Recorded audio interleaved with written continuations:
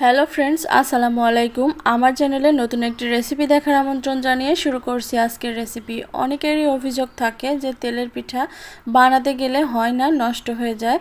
তো যারা তেলের পিঠা কোনোদিনও তৈরি করেননি বা করতে পারেন না, আজকের রেসিপি তাদের জন্য। আজকে আমি গুড় দিয়ে এই পিঠাগুলো তৈরি করে দেখাবো, আর প্রত্যেকটা পিঠা এরকম একদম পারফেক্ট হবে।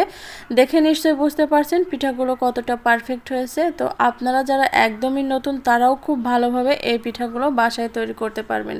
তো চলুন দেখে নেই কীভাবে পিঠাগুলো বানালাম। প্রথমে আমি এখানে 1 কাপ নিয়েছি আখের গুড়। আপনারা চাইলে এখানে খেজুর গুড় বা চিনিও ব্যবহার করতে পারেন। তার সাথে দিয়ে দিচ্ছি 1/2 কাপ পানি। পরিমাণগুলো ঠিক রাখবেন, তাহলে আপনার পিঠাগুলোও কিন্তু একদম পারফেক্ট হবে। এখন এই গুড় আর পানিটাকে একটু গলিয়ে নেব। জাস্ট গলে গেলেই কিন্তু চুলাটা অফ করে দিতে হবে। বেশিক্ষণ জ্বালানোর কোনো প্রয়োজন নেই। যখন দেখবেন গুড় একদম গলে গেছে তখনই চুলাটা অফ করে দিতে হবে। এই তো আমার গুড়টা গলে গেছে, আমি এখন চুলাটা অফ করে দিচ্ছি। চলে যাচ্ছে পরের প্রসেসে। এখানে আমি নিয়ে নিচ্ছি শুকনা আতপ চালের গুঁড়ি 1 কাপ, আর তার সাথে দিয়ে দিচ্ছি 1 কাপ ময়দা। ময়দা আর আতপ চালের গুঁড়িটা ভালো করে মিক্স করে নিয়েছি। এখন 1 কাপ নিয়ে নিচ্ছি আগে থেকে জাল করা সেই আখের গুড়টা। এখানে আমি 1 কাপ পরিমাণ নিয়েছি। আপনারা যদি এর চেয়ে মিষ্টি কম বা বেশি খেতে পারেন তাহলে সে বুঝে আপনারা গুড়টা অ্যাড করবেন। তো আমি গুড়টা অ্যাড করে তারপরে একটা চামচ দিয়ে এভাবে মেখে নিচ্ছি। আপনারা চাইলে হাত দিয়েও মেখে নিতে পারেন। দিয়ে দিচ্ছি সামান্য লবণ, কারণ মিষ্টি খাবারে লবণ দিলে খেতে ভালো লাগে। যারা খেতে চান না তারা স্কিপ করতে পারেন। তো এভাবে দেখতেই পারছেন মিক্স করার পরে ব্যাটারটা অনেক শক্ত হয়ে গেছে। এখন হালকা গরম পানি দিয়ে এটাকে আবারও মেখে নিতে হবে। এ পর্যায়ে পানিটা কিন্তু গরম আছে এমন যাতে হাত দিয়ে ডুবিয়ে রাখা যায়, কিছুক্ষণ হাতে গরম না লাগে এরকম গরম থাকতে হবে। আমি যখন গুড়ের পানিটা মিক্স করেছিলাম গুড়টাও কিন্তু এরকমই গরম ছিল, যাতে গুড়ের মধ্যে হাত দিয়ে 1 মিনিট ধরে রাখা যায়। এরকম গরম যখন চলে আসবে তখনই কিন্তু এর মধ্যে গুড়টা দিয়ে দেবেন আপনারা। আর পানির ক্ষেত্রেও কিন্তু সেম প্রসেস, এখানে ঠান্ডা পানি ব্যবহার করা যাবে না।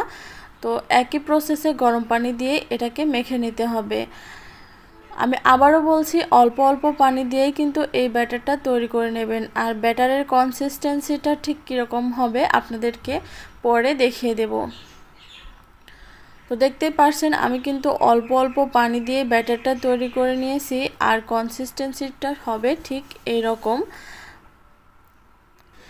এর চেয়ে বেশি পাতলা বা মোটা কিন্তু করা যাবে না, কনসিস্টেন্সিটা ঠিক এরকম রাখবেন। তারপরে একটা পিঠা দিয়ে চেক করে দেখে নেবেন, যদি পাতলা মনে হয় তাহলে আবারও একটু চালের গুঁড়া অথবা ময়দা মিশিয়ে নেবেন। তো দেখতেই পারছেন কনসিস্টেন্সিটা ঠিক কীরকম হবে। তো এরকম করে আপনারাও ব্যাটারটা তৈরি করে নিতে পারবেন। আর পরিমাণ ঠিক রেখে এরকম সেম প্রসেস ফলো করে যদি পিঠা বানান একদম পারফেক্ট হবে। এই তো আমি এখন তেলটা খুব ভালোভাবে গরম করে নিয়েছি, আর তেলের উপরে কিন্তু এই যে পিঠাগুলো দিয়ে দিচ্ছি। দেখে নিশ্চয় বুঝতে পারছেন কিভাবে হবে, ব্যাটারের কনসিস্টেন্সিটা ঠিক কীরকম হবে। আস্তে আস্তে কিন্তু এই যে ফুলে উঠছে। আর এরকম ছড়ানো কড়াইতে যদি আপনারা পিঠা বানাতে চান তাহলে তেলের পরিমাণটা একটু বাড়িয়ে দিবেন। তেলের পরিমাণটা যদি কম থাকে তাহলে কিন্তু পিঠাটা পারফেক্ট হবে না। দেখে নিশ্চয় বুঝতে পারছেন আমার কড়াইতে কত পরিমাণ তেল দিয়েছি। আর যদি আপনাদের কাছে গর্ত বিশিষ্ট কোনো কড়াই থাকে সে কড়াই নিয়েও এই পিঠাগুলো বানাতে পারবেন। সেক্ষেত্রে একটা একটা তৈরি করতে হবে।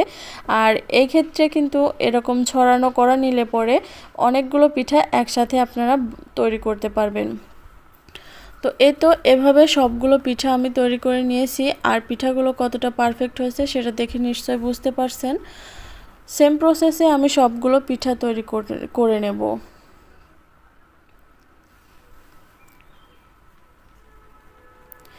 পিঠাগুলো দেওয়ার সাথে সাথেই কিন্তু ফুলে যাবে এরকম। আর এই পিঠার বৈশিষ্ট্যটাই এরকম যে পিঠা দেওয়ার সাথে সাথেই এভাবে ফুলে উঠবে। তো সেম প্রসেস ফলো করে আমি সবগুলো পিঠাই ভেজে নিয়েছি। এখন আপনাদেরকে একটা ভেঙে দেখিয়ে দিচ্ছি পিঠার মধ্যে কীরকম হয়েছে। তো এই যে দেখুন পিঠার মধ্যে কিন্তু একটুও ব্যাটার নেই, আর একদম পারফেক্ট হয়েছে। আশা করছি আপনাদের ভালো লাগবে। সবাই ভালো থাকবেন। আল্লাহ হাফেজ।